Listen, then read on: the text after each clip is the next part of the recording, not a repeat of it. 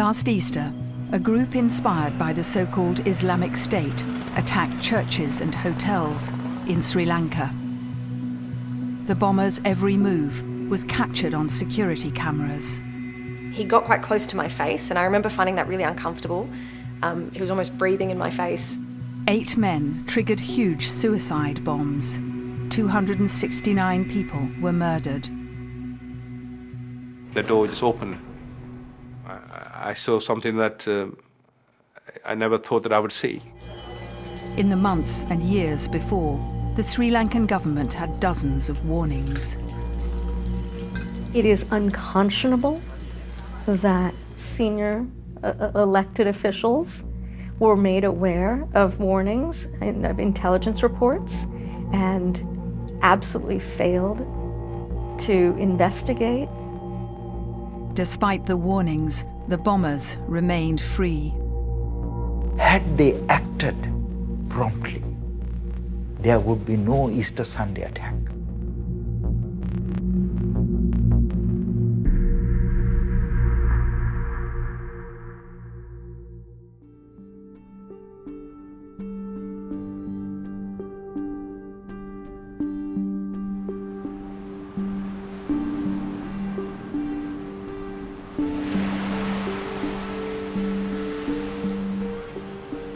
Colombo, the capital of the island paradise of Sri Lanka.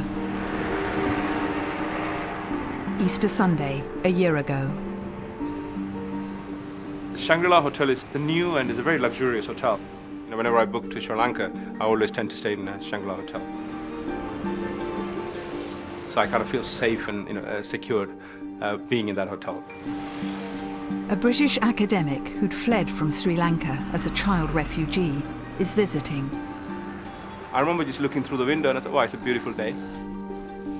2 Australian friends are staying at the same hotel. It was amazing. The beach was right in front of the big glass windows at the front of the hotel, and it was lovely. It was a lovely place. One of the nicer hotels I've ever stayed at.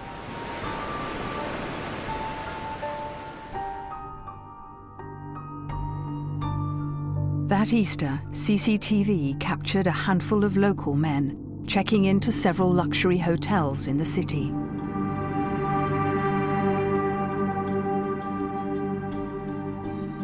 Two of them at the Shangri-La.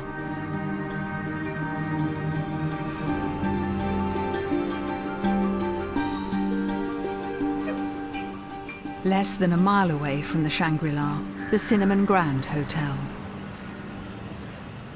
That morning, Kieran woke up early and said he was hungry. He was insistent that we go early. And so we collected my mother and walked to the Cinnamon Grand. Dalsini lived in America with her son. She took Kieran to Sri Lanka to visit his grandmother. I'm very proud of my Sri Lankan heritage. I wanted Kieran to love it as I do. And he did. He felt so at home from, day one.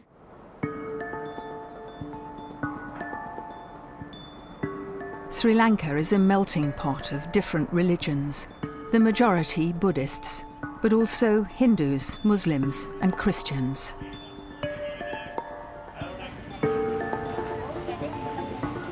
Easter Sunday is a special day for the Christians.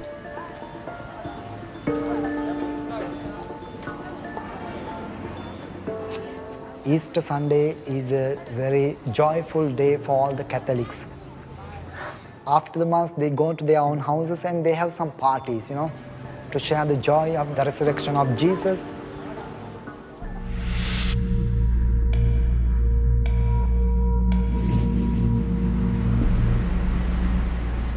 St. Sebastian's Church in Negombo, 20 miles north of the capital.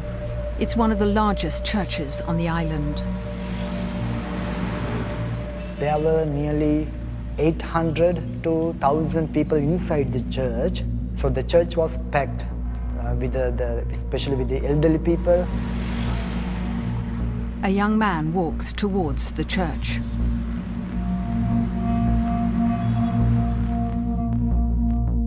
Anusha and her family are in the congregation. අපිට ඒ දවස් හරි වැදගත්. අපි 4 දිනකට මේක වැදගත්.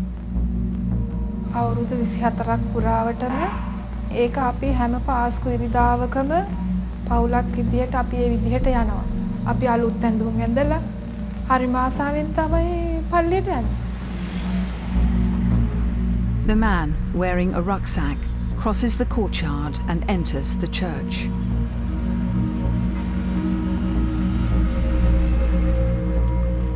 පළවෙනිම බංකුවේ තමයි මගේ මහත්තයයි පුතයි වාඩිලා හිටියේ.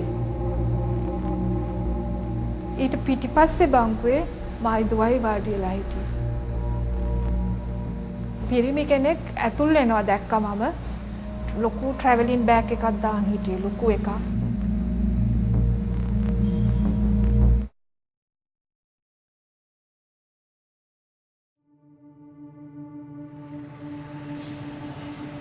We heard people shouting in agony. Some were crying, some were shouting, and some were asking the help, please help us. පැස්සක් වගේ වහිනවා වගේ මං හිතන්නේ උළු කැට වැටුණා. මා වැළුණා. දුව ඉස්සරහා බංකුවට වැටිලා හිටියා. ඔළුවේ මේ පැත්ත එයාගේ ලේ තිබුණා. දුවට කතා කරා දුව කතා කරේ නෑ. මගේ මහත්තයාව හොයාගත්තේ එයා දාලා තියෙන ඇඟිලි වල ගොඩක් මුදු.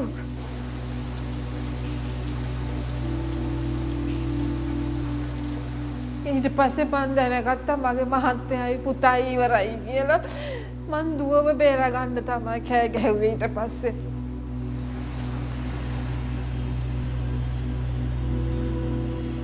Anusha and her daughter are rushed to hospital. But doctors can't save Sajini. මගේ දරුවෝ දෙන්නයි මහත්තයයි නැති වුණේ මැරුණේ එක සැරේයි.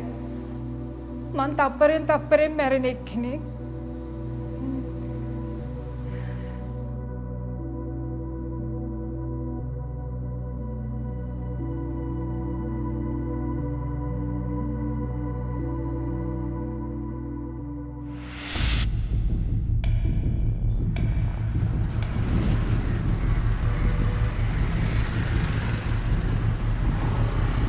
At the same time as the attack on St. Sebastian's, another bomb explodes in Colombo.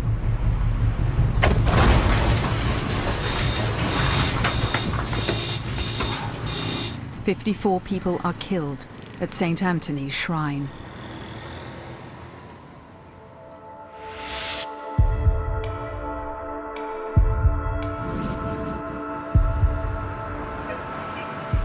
Two minutes later, just over a mile away at the Kingsbury Hotel, another bomb goes off.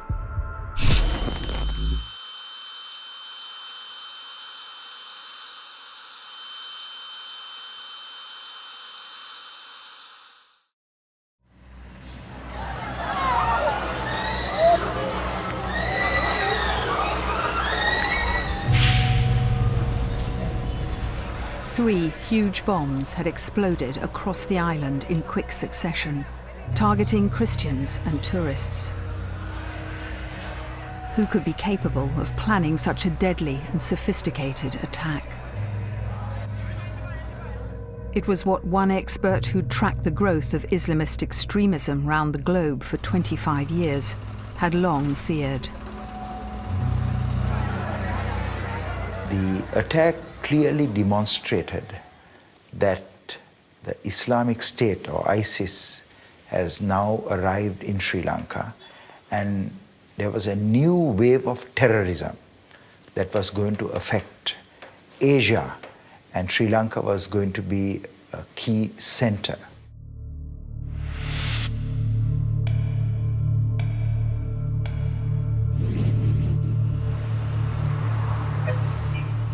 That morning at the five-star Shangri-La, guests are waking up, unaware a hotel has been bombed just 500 yards away. We were on our way to breakfast, and then we realised it was Easter as we were getting into the lift, and so I said Happy Easter, and He set it back. 2 other guests check their rucksacks before they head towards the lift. As they make their way down to breakfast, they are smiling.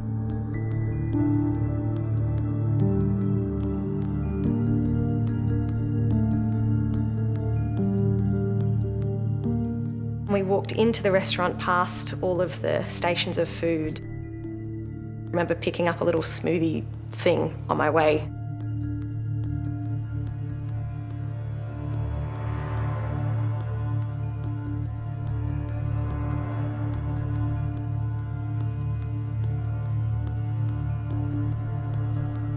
Waitress was trying to find us a table right by the big glass windows at the front. As we were standing there, these 2 men pushed past us, and it was quite odd.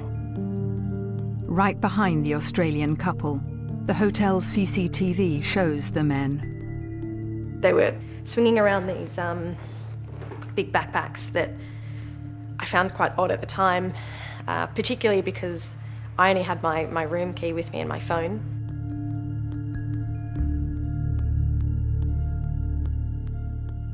They were sort of standing even closer than you and I are right now, and talking in quite hushed tones.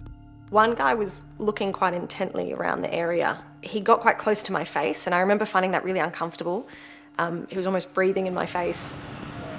Sam and Hanneke are given a table at the far end of the restaurant. Hanneke stood up. She said, "I'm going to the buffet area." And she must have taken 3 or 4 steps.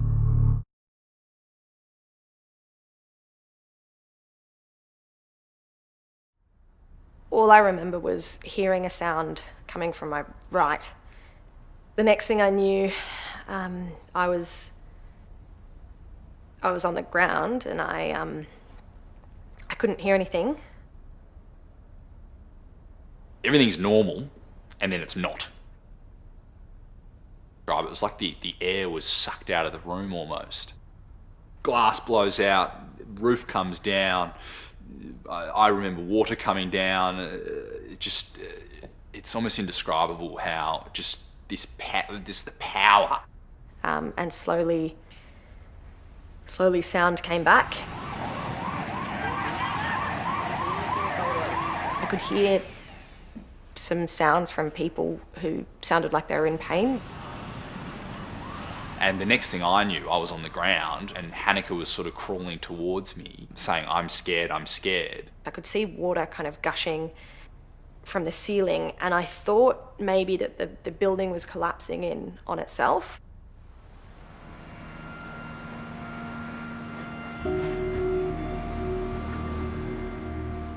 The man who triggered the massive bomb at the Shangri-La was the ringleader of the Easter attacks. He came from the east coast of Sri Lanka, from Katankudi, a Muslim town. His name was Zahran Hashim. Katankudi is the ground zero of terrorism. That is where the Islamic State emerged in Sri Lanka. This is Zahran's hometown, and it is in Katankudi that Zahran planned, prepared the terrorist network that mounted the bloody Easter Sunday attack.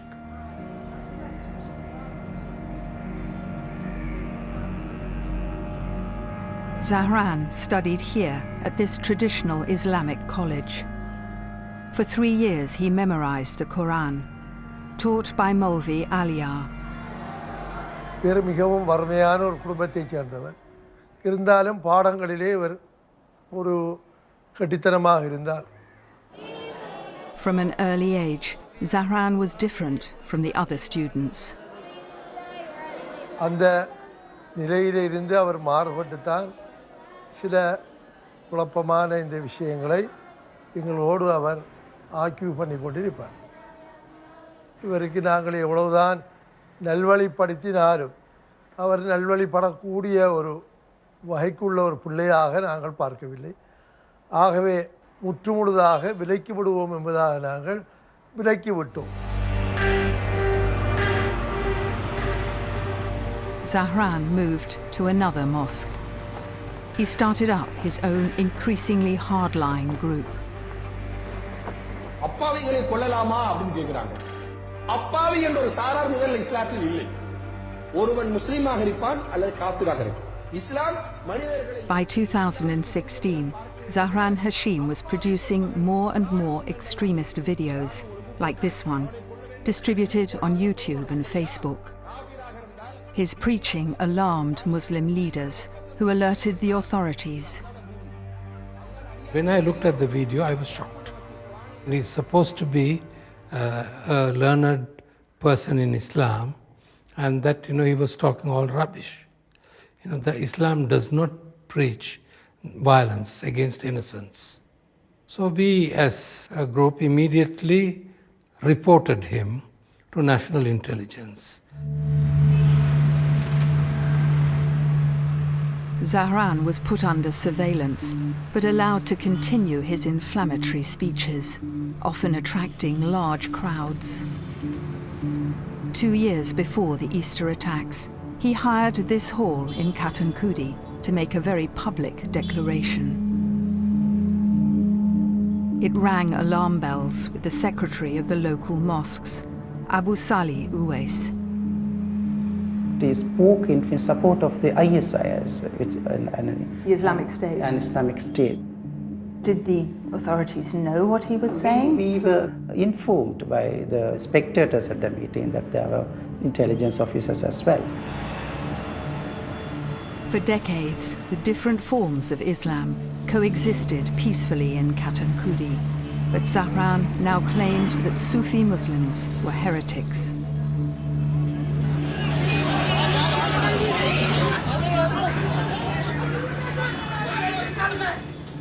His group turned up with swords in the streets of a Sufi neighborhood. Secretary of the main Sufi mosque, Malvi Sahlan. ரெண்டு பேருக்கு முறையில் ஒரு வாய் பேச்சுவார்த்தை சண்டையாக மாறுற சூழல் வந்து அந்த நேரத்தில் என்டிஜே பீப்புள் அவங்க கையில் கொண்டு வந்திருந்த வாள்களை எடுத்து இவங்களுக்கு வெட்டுறதுக்கு தயாராகி வெட்டினாங்க. வாள் வெட்டுப்பட்டது ஒருவர், மற்றது அடிபட்டு தாக்கப்பட்டது ஒருவர், 2 பேருக்கு தான்.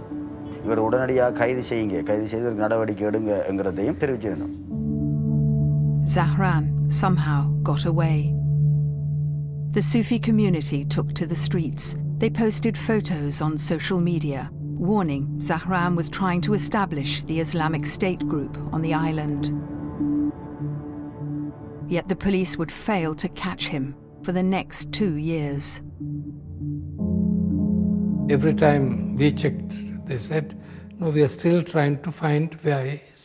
It seems incredible in an island like Sri Lanka, which has a very well-developed security apparatus, that they were unable to find this man. Well, I don't think they took it seriously enough, thinking that he could resort to terrorism, right? He was just taken in as a loudmouth hate monger.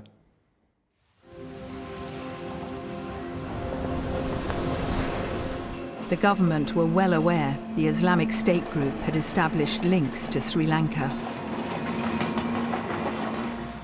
In 2014, 4 Muslim families from here had gone to Syria.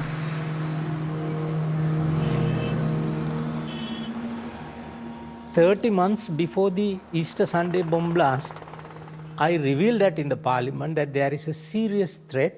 32 people are involved in the ISIS activities and had their training in Syria. I categorically said that they might blast bombs. I requested the government to take action to prevent any kind of disaster that I predicted." And what happened? Nothing happened.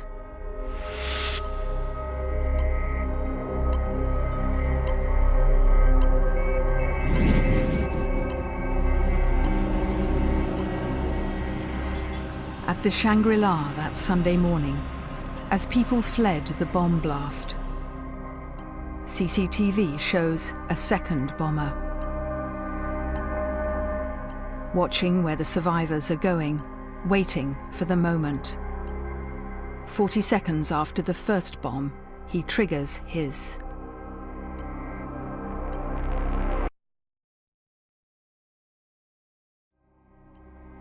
I realized that I left my debit card back in my room, so I decided, let me just run back and get my debit card. And I remember just walking into the lift, just going down slowly, and suddenly I hear this big thud, big noise, and I can hear the lift next to me. It's kind of jerked.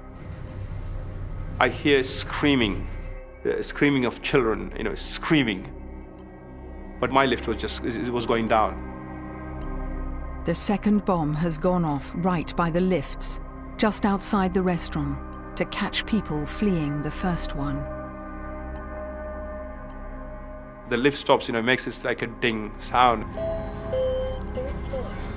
The door just opened, and I saw, and I can, I saw something that I never thought that I would see. The glass completely, where it should be one of the restaurants, is completely shattered. And I can see all of the bodies and bloods. All we were smelling is blood. The whole air smell of blood. I've never been so scared in my life. Honestly, that feeling was just utter fear. I didn't know if someone had a gun. I didn't know if there were more bombs everywhere. I didn't know what to do. Sam and Hanneke edge towards what's left of the window. And I was sort of yelling out, what's going on, and they were sort of motioning to duck down. So that made me think, well, there's someone roaming around, picking people off. As I was kind of walking towards Sam and looking down, I realised that the floor was just covered in pieces of people, I guess, and the insides of people. As I looked down and saw that, I noticed that from head to toe, I was covered in blood and like pieces of stuff as well. Hanneke and I rushed towards that exit. Fortunately, we saw this group of sort of 6 kids running out as well, which was really, fantastic to see them survive. With one guy who was sort of struggling with all of them, so we ushered them out down the stairways and ran down the emergency exit.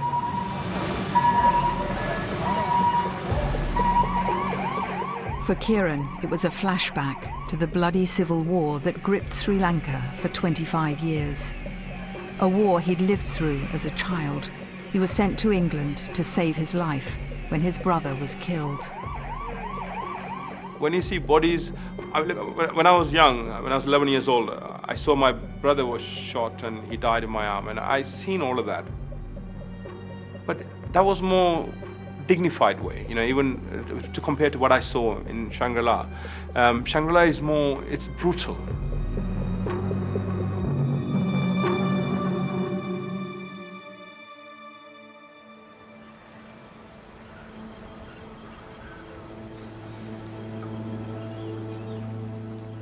Four months before the Easter bombings, in the Central Highlands, there was a clear warning Zahran was recruiting young Muslims. Zahran was conducting Quran classes to young people. And the families gladly sent their children thinking that they were learning something good. And they didn't realize that they were being radicalized.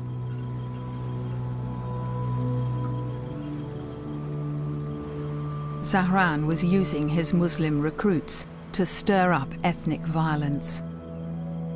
When Buddhist statues were vandalized at Mawanella, 13 young people were arrested. It's claimed they'd been inspired by Zahran. He was operating openly, but still the police failed to track him down.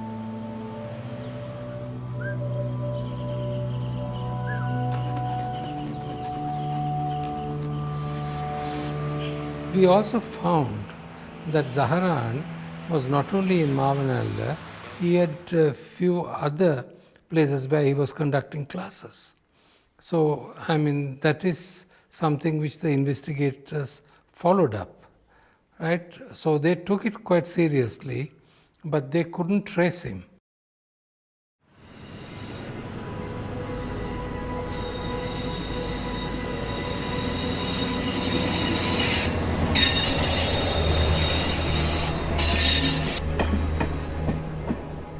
Zahran even recruited followers from one of the wealthiest, most high-profile Muslim families on the island. They would be key to the funding of this complex plot. The Ibrahim family is one of the biggest spice merchants in the country. And the father was well connected. And I do not believe that, the father even dreamt that his children would get into this. The two sons, Ilham and Inshaf, helped run their father's lucrative spice business. They were children who were driving around in BMW and Merc cars, right? And they were just normal, modern kids. But of course, they had been religious. They are the super rich in Sri Lanka. Both their sons, Ilham and Insaf, were recruited and they funded Zahran's group. And it was Ilham who detonated the second bomb at the Shangri-La, just seconds after Zahran pulled the trigger on the first.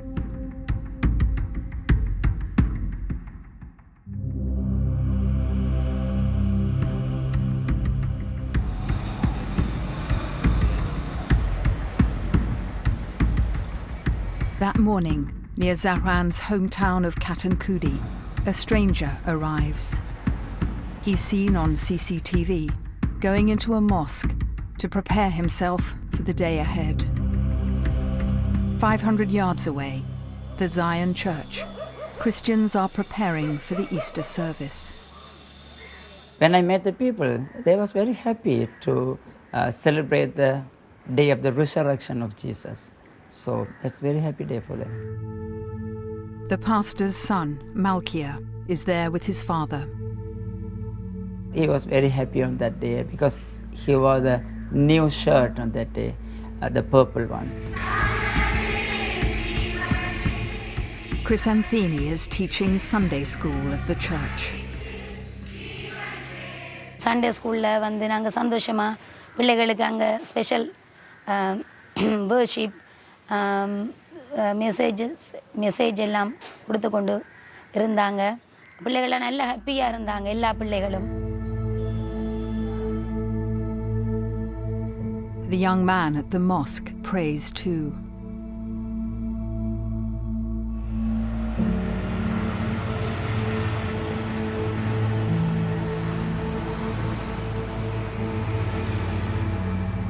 அன்றைய நாளில் வந்து Sunday ஸ்கூலில் வந்து நாங்கள் வந்து ஜீசஸுக்காக வாழ்ந்து நாங்கள் மரிச்சா நாங்கள் பரலோகம் போகணும், ஜீசஸோட வாழணும்.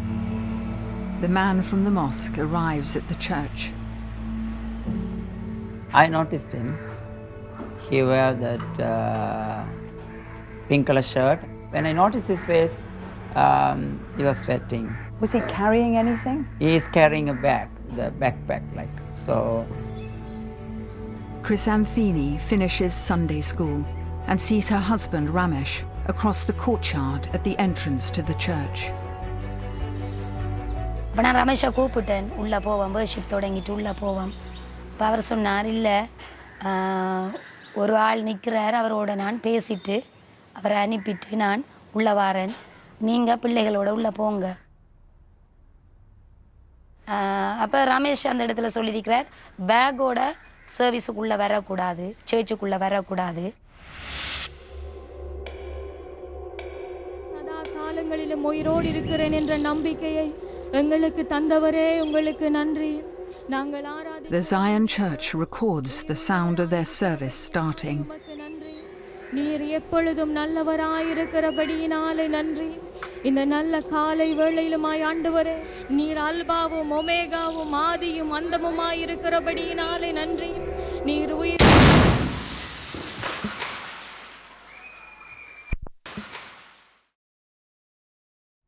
எல்லாமே அப்படியே நின்றது.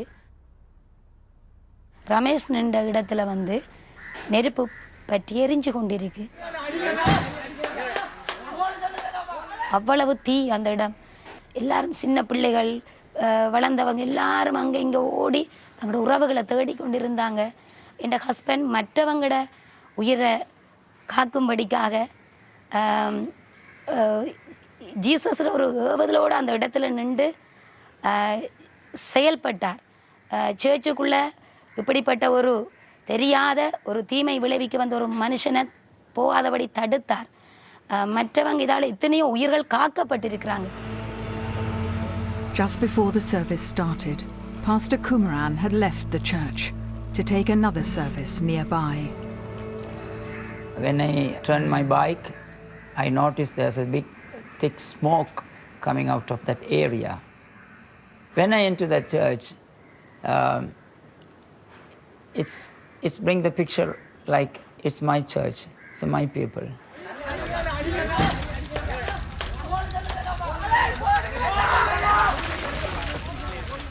When I noticed the bodies,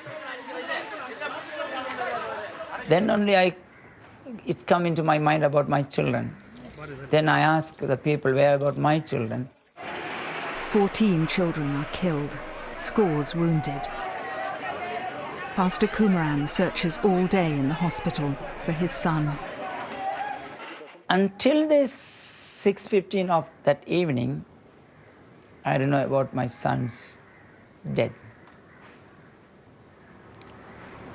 With the piece of cloth on his shoulder, from that only I identify that he is my son.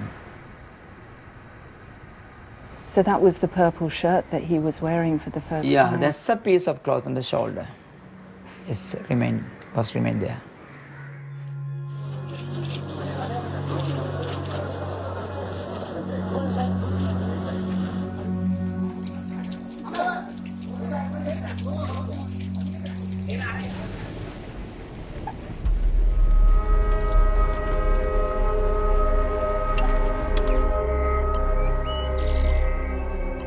Three months earlier, in a remote spot on the north coast, there was an explicit warning. Mohammed Taslim, a local Muslim councillor who'd been tracking Zahran's activities, led the police to an arms cache. 125 kilos of explosives and 99 detonators. They knew after that camp was raided that Zahran was behind this. Had they acted promptly, there would be no Easter Sunday attack. Once again, Zahran got away. After the raid, the councillor who led the police to the arms cache and his wife were left unprotected and paid the price. நாளைய காலுக்கு தான் எனக்கு ஒரு sound வந்துச்சு. Phone வெடிச்சிற மாதிரி தான் எனக்கு அந்த சவுண்ட் விளங்கிச்சு. முழிச்சு பார்த்தா ஃபோன் வெடிச்சில் ஃபோன் பக்கத்தில் இருந்துச்சு.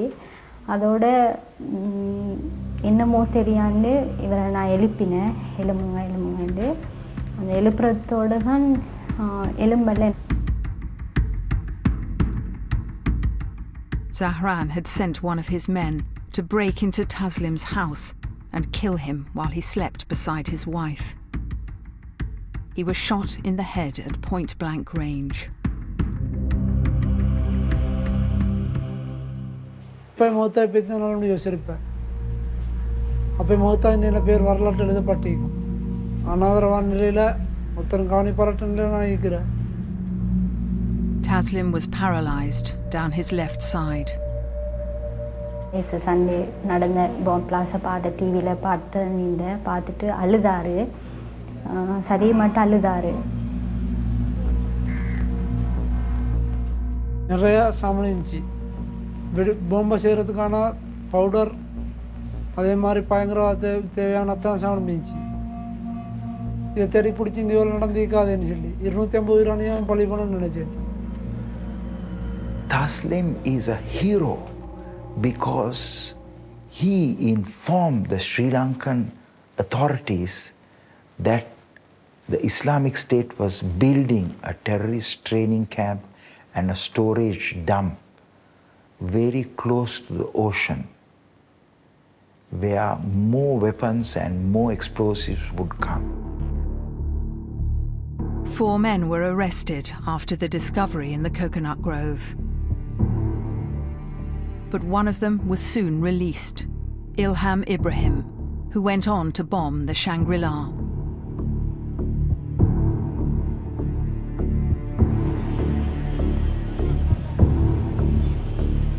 Then the government of Sri Lanka received the starkest warning of all, 17 days before the attacks. The Indian security services told them Zahran Hashim was planning suicide bombings. Zahran has brought explosives to conduct the attacks in Sri Lanka from India.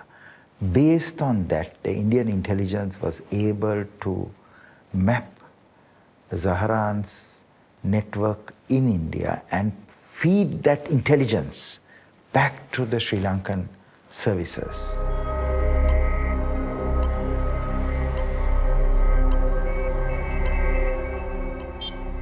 "12 days before the bombings, the information was finally passed to the head of the police. A top-secret government document refers to Indian intelligence which said, Zahran Hashim and his associates are planning to carry out a suicide attack in Sri Lanka shortly. They are planning to target some important churches. Yet 2 days before the attacks, the man named in that intelligence, Zahran Hashim, and his accomplice were able to freely walk into the Shangri-La to plan their attack. The Indian intelligence had live sources in Zahran's network, so they were able to provide very precise intelligence of even the targets and when the attack is going to take place. It is very rarely in the world, in the domain of counter-terrorism, where such accurate and precise intelligence is ever provided.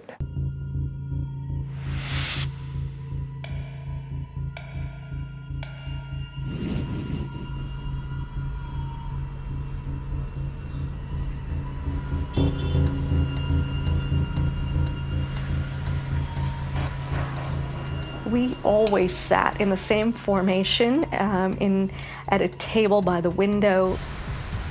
My mother and son both liked to look at the koi fish in the pond.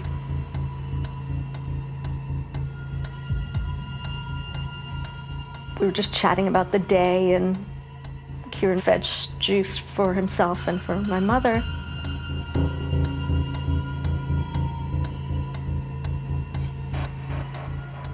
At the Cinnamon Grand, CCTV shows Kieran returning from the buffet to sit with his mother and grandmother. And I said, you know, sweetheart, it's past 9, we need to hurry a bit. Across the restaurant is Inshaf Ibrahim, the elder son of the wealthy spice trader. He paces up and down. Then he triggers his bomb.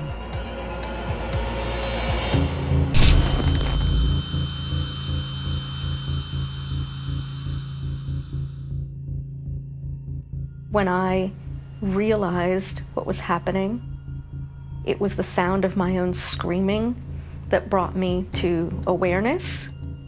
I stood up and saw the carnage.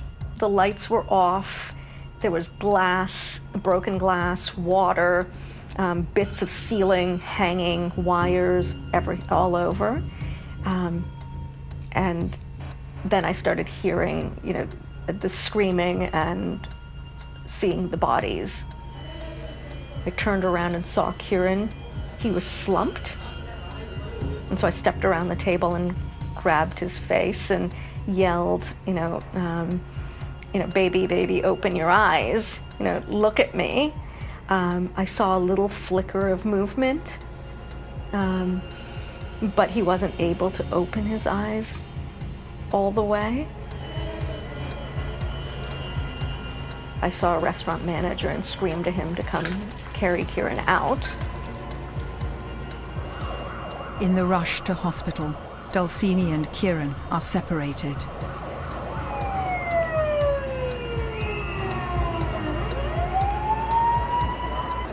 I was placed in a wheelchair, my mother as well, and wheeled off.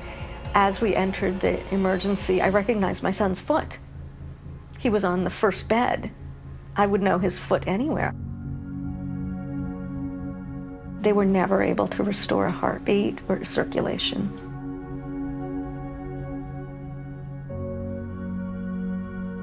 He'd been struck directly to the heart by a piece of shrapnel. My poor baby didn't have a chance.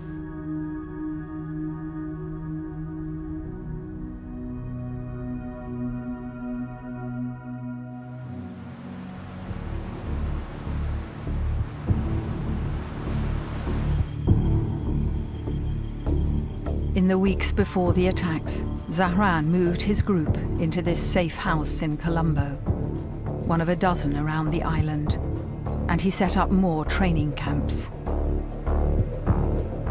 To mount a coordinated simultaneous attack within 25 minutes, 7 strikes, it required very significant planning and preparation, recruitment, radicalization, the finance, the training, the surveillance and reconnaissance of targets, and then maintaining the security of the operation to successfully mount that attack.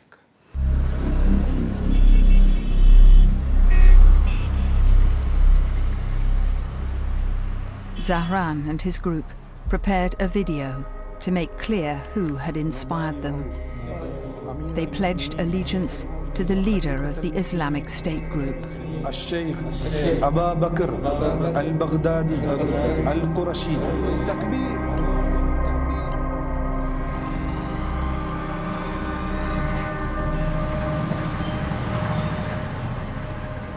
5 days before the bombings, a motorcycle was blown up near Katankudi. It was a test run.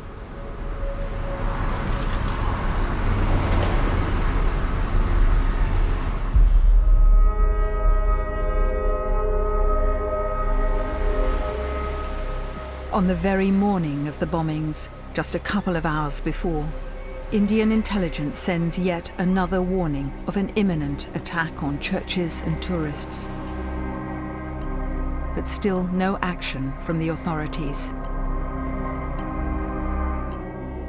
CCTV captures an 8th bomber preparing to attack another luxury hotel, the Taj Samudra in Colombo. A rucksack on his back, he takes a lift alongside a woman and her 2 children. This bomber had direct contact with the Islamic State group. The key IS link to the Sri Lanka attacks is by a man called Jamil.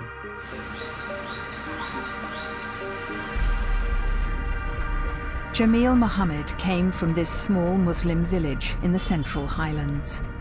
His family were wealthy tea traders, according to Malvi Lebe from the mosque. ஜமீல்ட குடும்பம் இந்த ஊரில் ஒரு கௌரவமான குடும்பமாக இருந்துச்சு. லத்தீஃப் ஹாஜியார் ஒரு காணியில் ஒரு பெரிய ஒரு பகுதி இந்த பள்ளிக்கு தந்தார். Jamil was a conscientious student. Very active, very நல்ல கெட்டிக்கார ஒரு மாணவனாகத்தான் அவர் இங்கே இருந்தார். எல்லாரோடும் அழகாக சிரித்து மகிழ்ந்தார். பிறகுதான் கேள்விப்பட்டோம் அவர் வெளிநாடுகளுக்கு போனதாகவும் பல வகையான கல்விகளை கற்றுக்கொண்டதாகவும். ஆனால் அவர் அங்கே தான் இப்படியான ஒரு பயிற்சியை பெற்றிருக்கலாமல்ல, இப்படியான பிரெயின் வாஷ் நடத்தப்பட்டிருக்கலாம்னு சொல்லி நாங்கள் கருதுகிறோம். Jamil spent time in Britain. He studied at Kingston University in southwest London. He was educated in the United Kingdom. During that time, he became a member of Al-Muhajirin of Anjem Choudhury. So he was radicalized in the United Kingdom.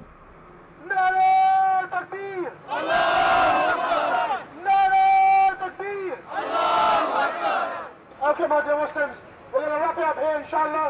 May Allah subhanahu wa ta'ala give us all guidance. The British Islamist Anjem Choudhury was later convicted of inviting support for the Islamic State group. Jamil also linked up in Australia with this man who became an IS recruiter in Syria. The beard, the thawab. So I invite the Muslims to come here. I tell you that this is the land of life. Jamil tried to join IS in Syria himself, but was turned away at the Turkish border. Once I got home, I started analyzing even deeper. Back in Sri Lanka, Jamil teamed up with Zahran and made a crucial link to an IS cell in India. Zahran's group in Sri Lanka was directed by a network that was in South India. And that network is directly linked to the Islamic State in Syria and Iraq.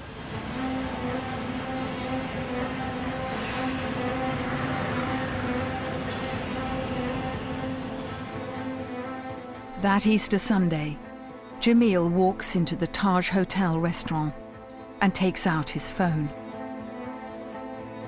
It seems that he is waiting for a message.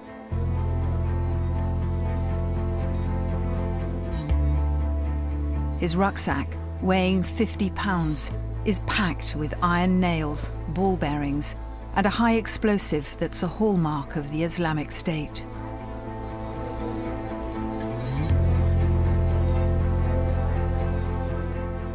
Jamil repeatedly presses the detonator, but it won't work. Frustrated, he decides to leave. Minutes later, he checks out. Unsuspecting porters help him with his bags. Then he hails a tuk-tuk.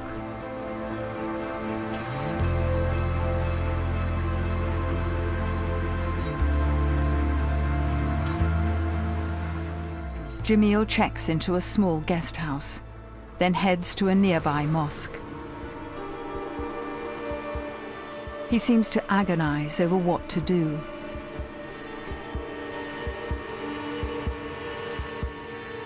Early in the afternoon, he returns to the guest house.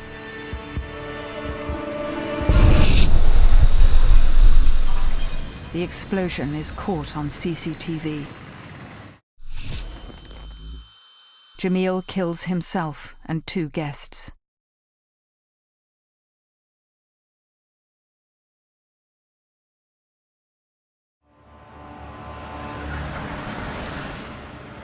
As the police finally follow up leads they've had for months, they surround the house of the man who bombed the Shangri-La, Ilham Ibrahim. His pregnant wife detonates a suicide vest, killing herself, her 3 young children, and 3 police officers.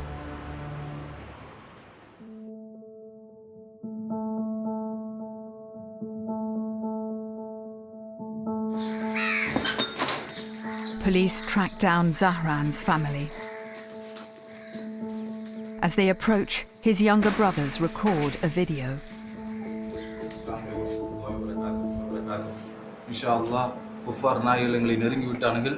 இன்ஷா அல்லாஹ் நாங்கள் அவனுக்குரிய தகுந்த பாடத்தை புகட்ட போகிறோம் இன்ஷா அல்லாஹ். Rilwan has a bomb strapped to his waist. சிலுவை நாய்கள் குஃபார் நாய்களை அழித்து எங்களுடைய And Zayn sits with a child on his lap. They're with their father.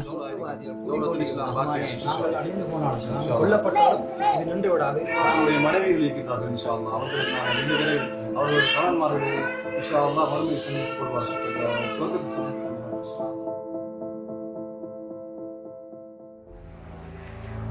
3 suicide bombs left craters in the floor. The men killed themselves, their wives, and 6 children. That is the ideology of Islamic State. That is, they radicalize entire families. The family unit become the main entity that carries out the attack. In the house, the police discovered a drone. This video recording from it has never been seen publicly before. It indicated further attacks were being planned on tourist resorts. Zahran's group filmed the seafront of Kathankudi using a drone. Zahran was building a drone capability, but they were in a very early stage. Certainly, Zahran would have built explosive-laden drones over time, because that was the direction in which he was moving. At the end of the video, the man flying the drone is revealed to be Zahran's brother, Rilwan. So why did this group slaughter so many innocent people last Easter in Sri Lanka?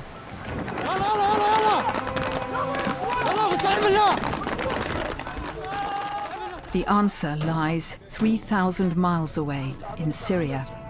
A month before the Sri Lanka bombings, the Islamic State group were losing their last stronghold, surrounded on all sides in a battle to the death.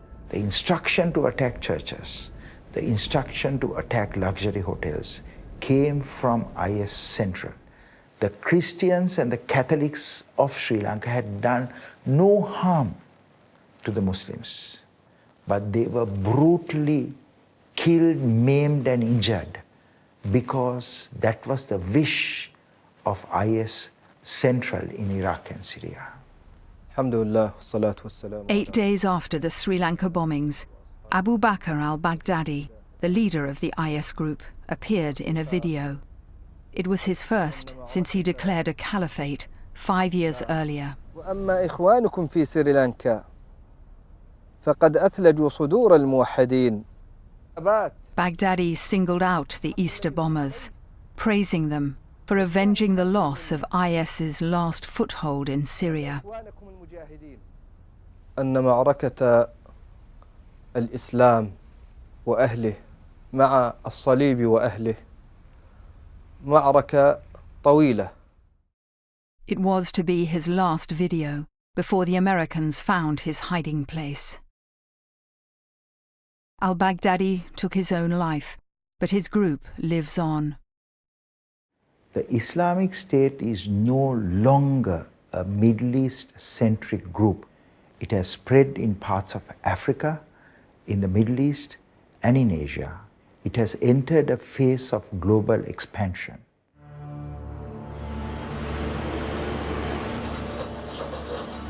"269 people were murdered on Easter Sunday. Among them, at least 45 children.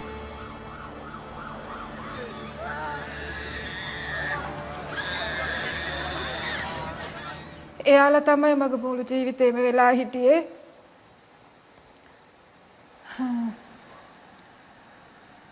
මගේ පුතා hina වෙච්ච ගමන්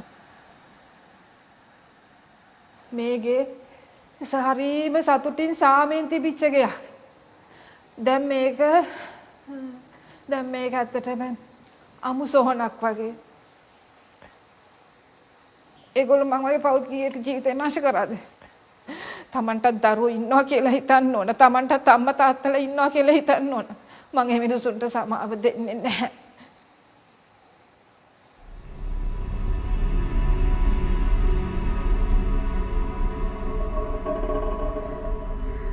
We could have just postponed the service. If not, we could have just changed the date and the time, and we could have cancelled the service.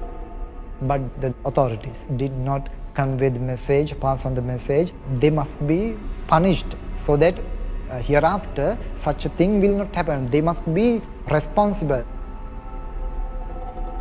There was no public alert, even when the attacks were underway. When we sat down for breakfast that morning, I had absolutely no idea that there had been 3 terrorist attacks already that morning. There was no information communicated. We would have stayed home. We would have not gone to dine in the restaurant. I wouldn't be sitting here with you today. I'd be with my son.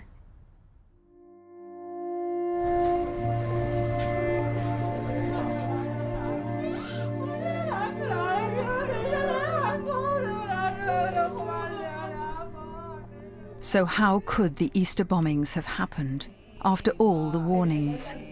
The answer lies in the dysfunctional government of the day. For months before the attack, there had been a constitutional crisis. The president tried to sack his prime minister. Our police had all the information, but they did not take so seriously. How can the politicians, the ministers in charge of those security divisions say that I was not aware? That is not an excuse. They must take the responsibility.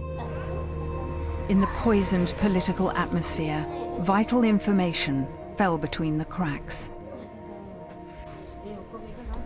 There was more than 150 reports that the Prime Minister and the President knew of that was presented before government. Easter Sunday was not a failure of intelligence. It's a failure to appreciate intelligence and to act on intelligence. The president declared he did not receive the all-important Indian intelligence. The Prime Minister says he was kept out of the loop on security matters. It is unconscionable that dozens of people in government, the highest senior elected officials, were made aware of warnings and of intelligence reports and absolutely failed to investigate.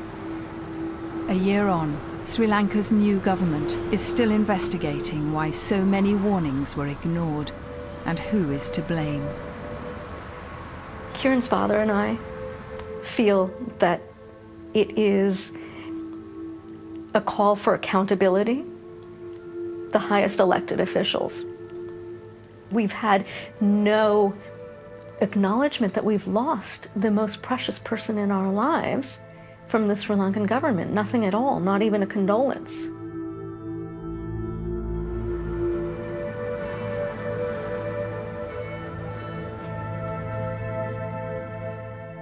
The Sunday after the bombings, Christians gathered on the streets of Colombo for a memorial service.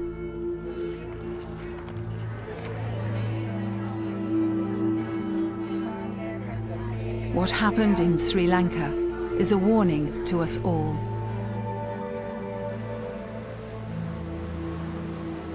The Islamic State group will exploit weak states, flawed systems that fail to act on intelligence, wherever they may be.